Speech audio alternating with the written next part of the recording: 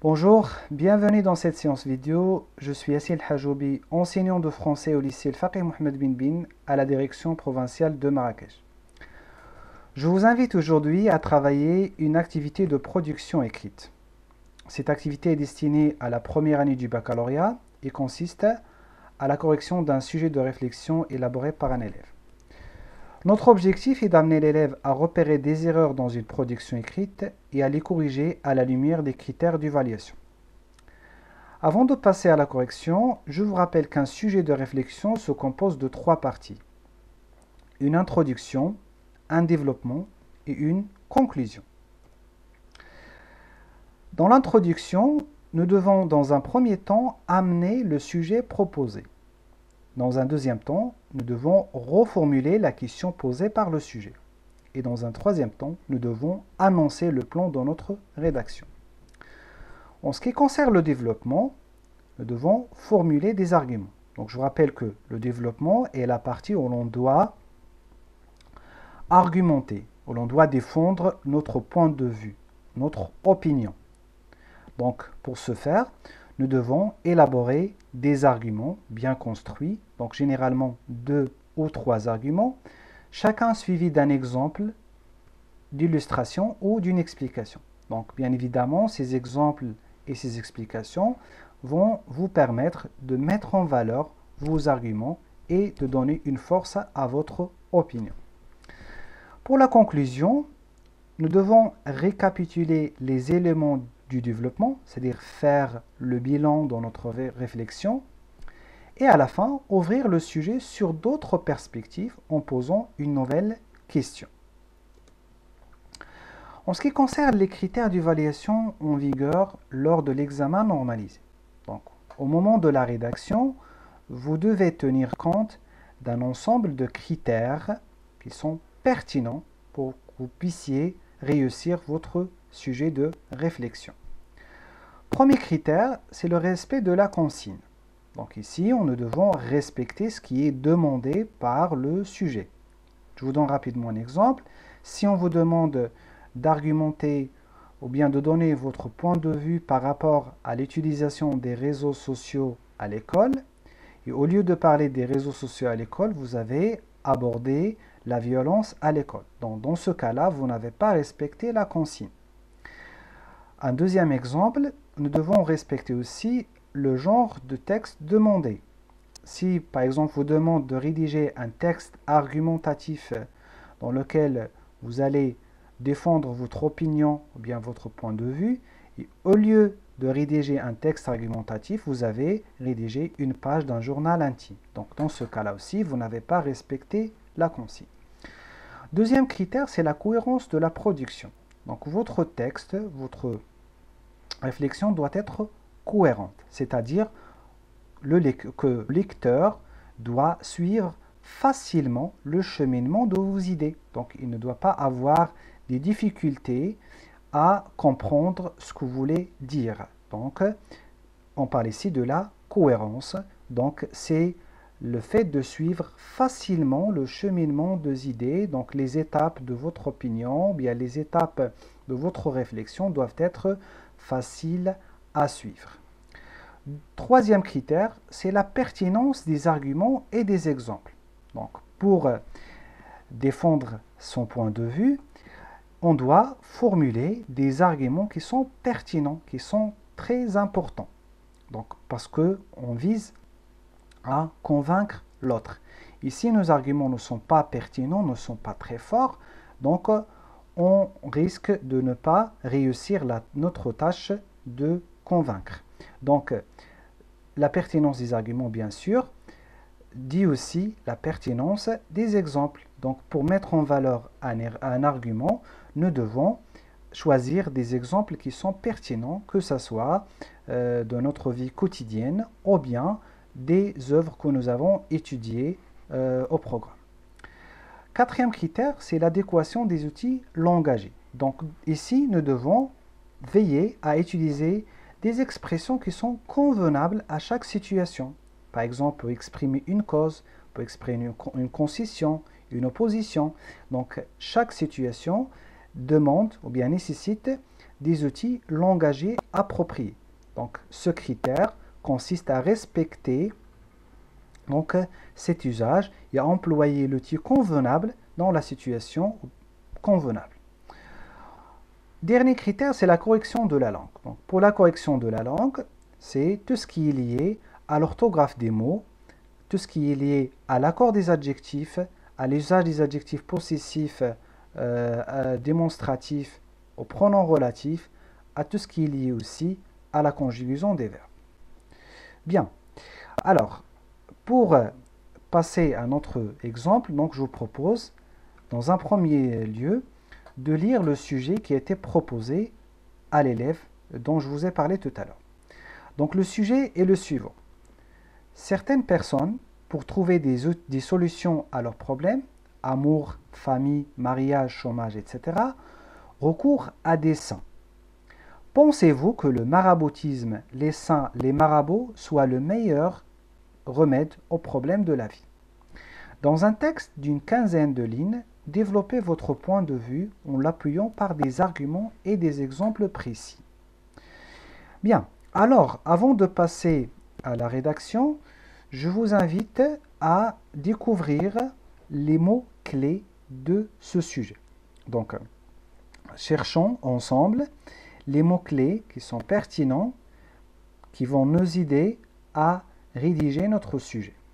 Donc, dans un premier lieu, nous avons trouvé des solutions à leurs problèmes. D'accord? Nous avons le mot saint, donc recours à des saints.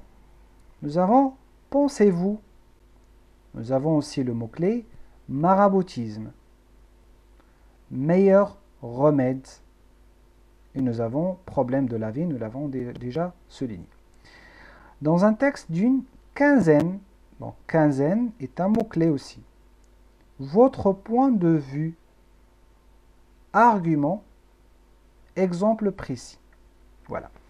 Donc ici, je vous rappelle qu'il y a des mots-clés qui se répètent presque dans tous les sujets des examens.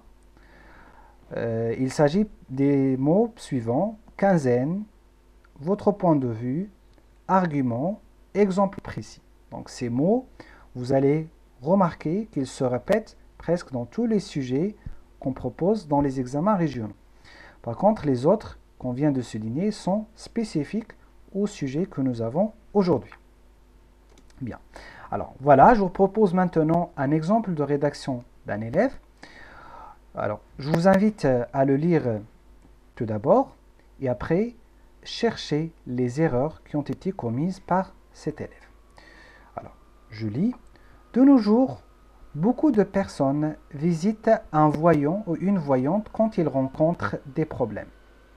Problèmes d'amour, de chômage, de famille, de mariage, etc.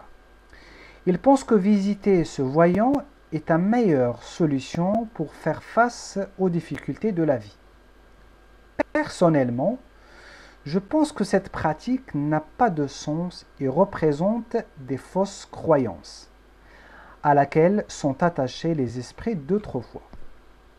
Tout d'abord, l'ignorance mène les gens pour attribuer à des voyants un pouvoir magique qu'elle n'a pas. L'exemple ici est la chouafa de la boîte à merveilles. Il ne peut pas résoudre ses problèmes de la vie. Il vit dans une situation lamentable car elle n'est pas riche. Il faut facilement constater que les autres sont faibles et ne peuvent pas nous donner le moindre secours quand ils se trouvent dans une situation difficile. Pour donner un exemple ici, est celui des voyants qui tombent malades ou qui font la ruine.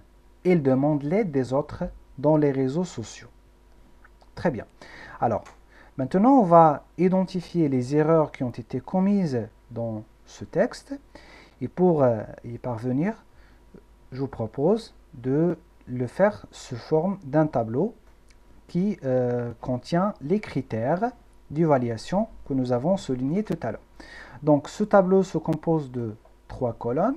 Donc, nous avons une colonne pour les critères, une colonne pour les erreurs et une colonne pour les corrections.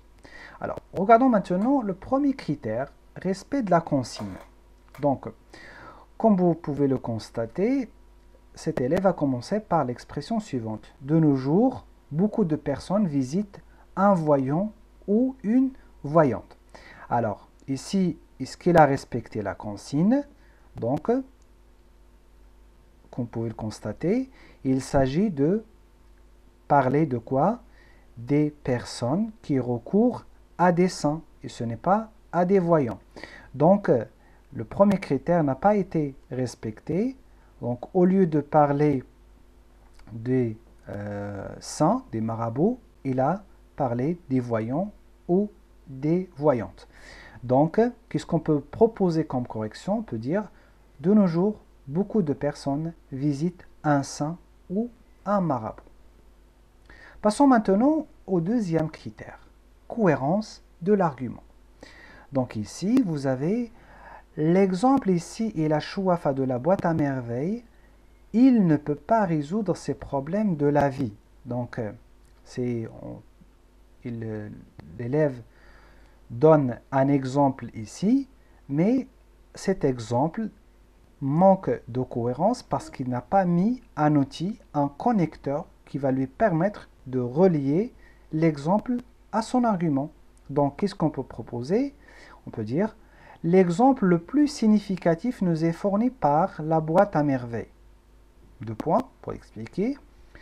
Depuis la visite de Sidi Ali Bouhaleb, la situation familiale et matérielle de Lalla Zoubida et son amie Lalla Isha s'est détériorée. Un deuxième exemple d'incohérence, il faut facilement constater que les autres sont faibles. Donc, comme vous pouvez le remarquer ici, c'est le début d'un autre paragraphe, c'est un deuxième argument. Donc, il a fini son argumentation ici. Après, il veut passer un deuxième argument. Mais il n'a pas employé un outil qui va lui permettre de relier entre le premier et le deuxième paragraphe. Donc, dans ce cas-là, qu'est-ce qu'on peut mettre comme correction? On peut dire, ensuite, avec un peu de logique, nous pouvons facilement constater que les morts n'ont pas la capacité d'apporter le moindre secours aux vivants. Donc, bien évidemment, ici, j'ai développé un petit peu l'idée. Passons maintenant aux critères suivants. Adéquation des outils langagiers. Donc, vous avez, il pense que visiter ce voyant est une meilleure solution. Donc, comme vous pouvez constater ici, visiter n'est pas une solution. En fait, visiter, c'est chercher la solution. Donc, l'emploi de visiter avec meilleure solution n'est pas convenable. Qu'est-ce qu'on peut dire? On peut dire, il pense que le recours au saint leur permet de résoudre leurs problèmes. Donc, recourir au saint pour résoudre un problème. Deuxième exemple. Tout d'abord, l'ignorance mène les gens pour attribuer à des voyants. Donc ici, l'emploi de pour n'est pas convenable. L'ignorance mène les gens pour. Donc, ce n'est pas correct. Donc, qu'est-ce qu'on peut formuler comme réponse, comme correction plutôt? On peut dire, par ignorance, on attribue à des personnes mortes ou vivantes un pouvoir moral et magique. Une autre erreur. Pour donner un exemple ici, est celui des voyantes. Donc nous avons l'emploi de l'adverbe ici qui n'est pas convenable avec l'auxiliaire être. Un exemple ici est celui des voyants. Donc qu'est-ce qu'on peut dire comme expression, bien comme formule?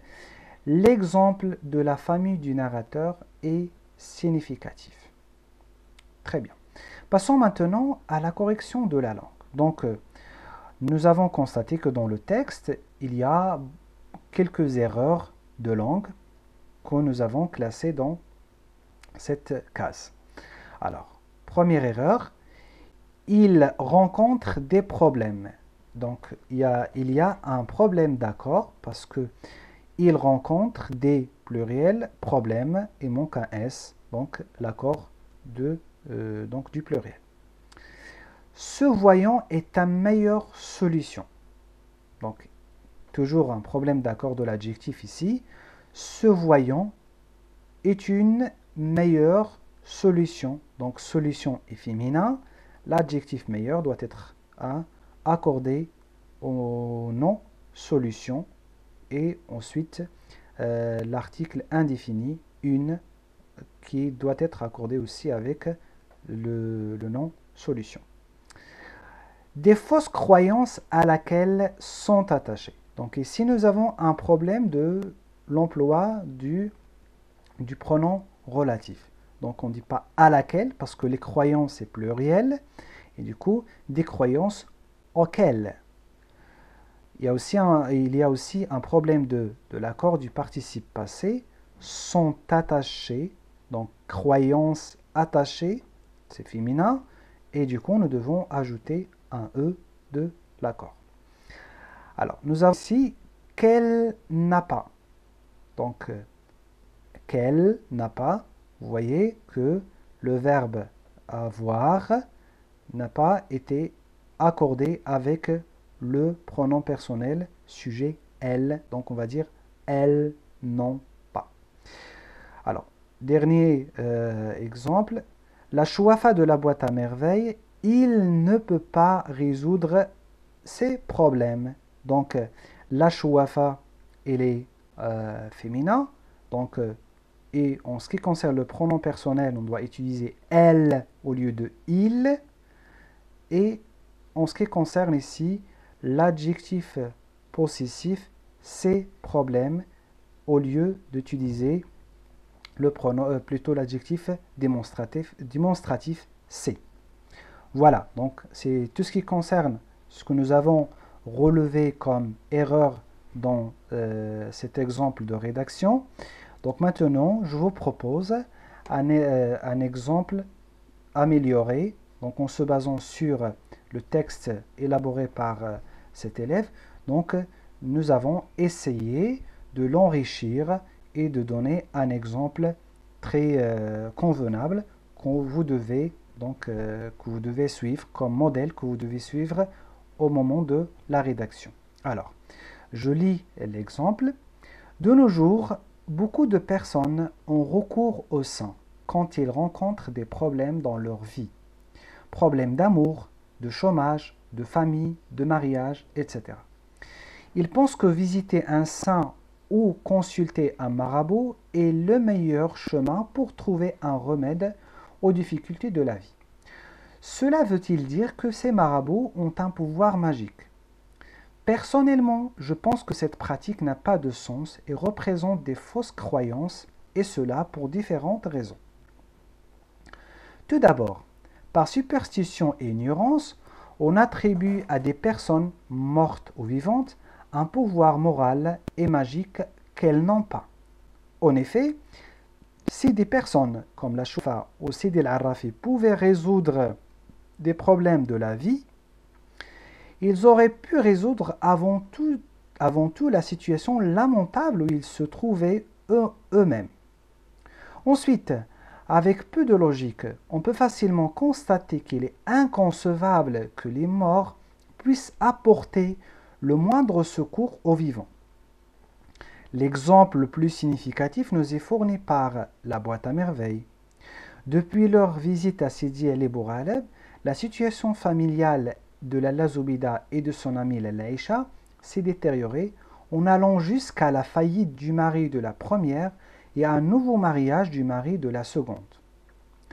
Pour conclure, on peut dire que la superstition et l'ignorance sont les facteurs majeurs qui poussent beaucoup de gens à recourir à ces fausses pratiques et ces fausses croyances au lieu de faire face à nos problèmes par la raison et la science. Ainsi, combien de temps doit-on encore attendre pour que la superstition disparaisse de notre société dite moderne? Très bien. Alors, comme vous pouvez le remarquer ici, donc, j'ai répertorié la rédaction en 3 parties, introduction, développement, conclusion. Donc, je vous rappelle que le jour de l'examen, vous n'êtes pas censé écrire les titres des parties. Donc, vous devez écrire votre sujet sans écrire introduction, développement, conclusion. Alors, regardez, dans la conclusion, j'ai amené le sujet. Donc, en commençant par l'expression de nos jours, beaucoup de personnes ont recours au sein quand ils rencontrent des problèmes dans la vie, etc. J'ai reformulé la question posée en disant « Cela veut-il dire que ces marabouts ont un pouvoir magique ?» Et après, j'ai annoncé le plan de ma rédaction en disant « Je pense que cette pratique n'a pas de sens et représente des fausses croyances, et cela pour différentes raisons. » Alors, dans le développement, pour introduire un premier argument, j'ai utilisé l'expression « tout d'abord », donc qui m'a permis d'introduire un premier argument. Ensuite, j'ai mis mon argument par superstition et ignorance. Pour expliquer, j'ai utilisé l'expression « en effet ». Pour donner un exemple, j'ai utilisé l'exemple le plus significatif, et ainsi de suite. Pour ajouter un deuxième argument, j'ai utilisé l'expression « ensuite », le connecteur « ensuite » qui me permet d'ajouter. Donc, pour donner un exemple, j'ai utilisé l'expression « l'exemple le plus significatif ». Bien sûr, vous pouvez bien évidemment ajouter un troisième argument en utilisant un autre connecteur comme « enfin » par exemple. Alors, pour la conclusion, j'ai commencé par le connecteur pour conclure. Et après, j'ai reformulé ou bien j'ai récapitulé mon point de vue, donc en soulignant que la superstition et l'ignorance mènent les gens à recourir à la superstition. Et à la fin, j'ai posé une autre question et en commençant par ainsi, combien de temps doit-on encore attendre pour que la superstition disparaisse dans notre société dite moderne? Donc ici, je m'interroge sur l'avenir de la superstition dans notre société moderne. Voilà. Très bien. Alors pour synthétiser, réussir la rédaction d'un sujet de réflexion demande la prise en considération d'un certain nombre de critères. Premier critère, présenter le sujet, comme je l'ai fait pour l'exemple que je viens de vous montrer. Reformuler la question posée et annoncer le plan de la rédaction. Deuxièmement, chercher des arguments pertinents, que ce soit pour ou contre, et des exemples pour les illustrer. Donc je rappelle que cette étape, vous devez la faire sur le brouillon. Troisième critère, hiérarchiser les arguments. Donc il vaut mieux de partir du moins fort au plus fort pour donner donc une structure bien faite à votre texte. Quatrièmement, relier entre les parties par des connecteurs et des mots de liaison adéquats. Donc, pour chaque partie, si on veut ajouter, on doit utiliser des connecteurs qui nous permettent d'ajouter. Pour marquer une opposition, on doit utiliser des connecteurs qui marquent l'opposition, la concision et ainsi de suite. Donc, pour chaque partie, on doit utiliser le connecteur convenable pour que notre texte ou bien notre réflexion soit cohérente. Cinquième critère, structurer le texte sous forme de paragraphes cohérents. Donc généralement, on met l'introduction dans un seul paragraphe. Dans le développement, chaque argument, on le met dans un seul paragraphe avec son exemple et son explication. Et la conclusion dans un autre paragraphe. Sixième et dernier critère, conclure sa réflexion en posant une nouvelle question qui va nous permettre d'ouvrir le sujet sur d'autres perspectives. Très bien, maintenant c'est à vous. Donc je vous propose de rédiger le sujet que nous avons abordé aujourd'hui avec vos propres idées en suivant les remarques et les conseils présentés dans ce cours. Vous pouvez bien évidemment soumettre vos textes à vos professeurs pour la correction à travers les réseaux sociaux ou à travers la plateforme Teams. Sur ce se termine cette séance. Je vous remercie de votre attention et je vous donne rendez-vous dans une autre séance.